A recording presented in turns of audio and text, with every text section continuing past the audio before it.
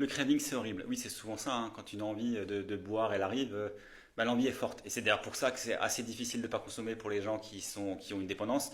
C'est que cette envie de boire, elle est intense, elle est forte. Alors, il faut savoir que pour la cigarette, par exemple, l'envie de fumer, elle va durer 3 minutes. Ce sera très très très intense, mais c'est 3 minutes.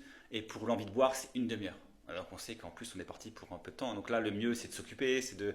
Moi, par exemple, quand j'ai les premiers temps après mon arrêt, ben, j'ai jamais autant vidé le lave-vaisselle ou fait le ménage chez moi que quand j'avais arrêté de boire. Parce que ça me permettait de m'occuper 20 minutes, une demi-heure où je préparais le repas, etc., etc. Moi, mes cravings, ils arrivaient souvent le soir après une journée de travail. C'était ma façon de couper entre le travail et le reste de ma vie. Et pendant un temps, bah, il a fallu réinventer cette routine et ce début de soirée. Et moi, ce qui m'a aidé, c'est de faire plus la cuisine, de faire plus de ménage. Alors, certaines personnes aiment bien lire, ils aiment bien faire des jeux sur leur téléphone. Enfin voilà, il faut trouver un moyen de se divertir ou de faire autre chose qui vous procure du plaisir pendant ces 30 minutes.